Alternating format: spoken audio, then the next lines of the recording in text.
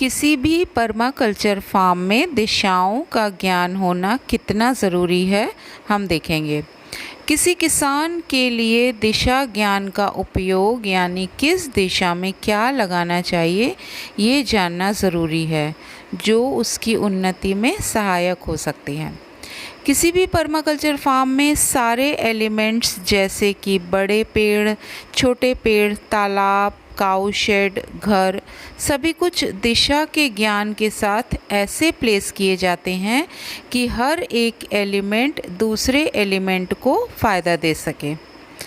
प्राकृतिक खेती में दिशा का ज्ञान होना बहुत ज़रूरी है। यदि हम दिशा के ज्ञान के साथ खेती करते हैं तो हमारा ज़्यादातर काम प्रकृति स्वयं कर देती है और इससे प्रकृति में पाए जाने वाले 5 तत्व पृथ्वी, जल, अग्नि, वायु और आकाश का सही सामंजस्य रहता है, जो किसान को अच्छी फसल दिलाने में मदद करता है। तो चलिए अब हम खेत और दिशा ज्ञान के रिलेशनशिप को थोड़ा गहराई से समझते हैं। फार्म के दक्षिण दिशा, पश्चिम दिशा या दक्षिण पश्चिम दिशा में विंड ब्रेक ट्रीज़ यानी ऊंचे ऊंचे पेड़ होने चाहिए। विंड ब्रेक ट्रीज़ फार्म की फसल को तेज़ हवा के प्रभाव और सॉइल इरोजन से बचाते हैं, यानी मिट्टी के कटाव को रोकते हैं। ये पेड़ फलों के हो सकते हैं, इमारती लकड़ी के हो सकते हैं या कोई मेडिसिनल पेड़ भी हो सकते हैं। ये पेड़ तेज़ गर्मी के मौसम में दोपहर के बाद की तेज़ धूप से फसल को प्रोटेक्शन देते हैं।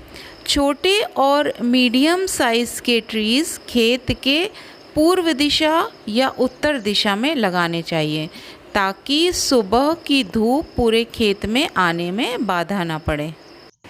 किसी भी खेत में काऊ शेड यानी गौशाला उत्तर पश्चिम दिशा में होनी चाहिए ताकि सुबह की सूरज की रोशनी वहां अच्छे से पहुंच सके।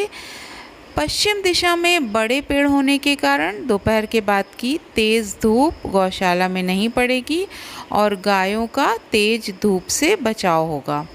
गौशाला की चारों दीवार मेन बाउंड्री से इंडिपेंडेंट होनी चाहिए ताकि उसके चारों तरफ चलने की जगह हो और गायों का अच्छी तरह से ध्यान रखा जा सके।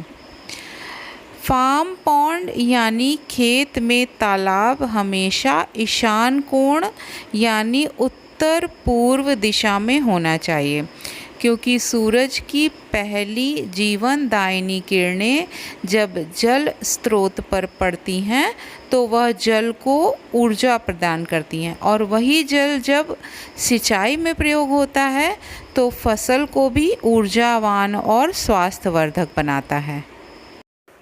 आज के वीडियो में यहीं तक। ऊपर आई बटन पर क्लिक करके आप मेरे पिछले पर्माकल्चर के वीडियोस देख सकते हैं। इसी तरह और बहुत से टॉपिक जो पर्माकल्चर और प्राकृतिक खेती में लाभदायक होते हैं को समझने के लिए आप चैनल को सब्सक्राइब कर लीजिए ताकि न्यू वीडियोस का नोटिफिकेशन आपको मिलता रहे।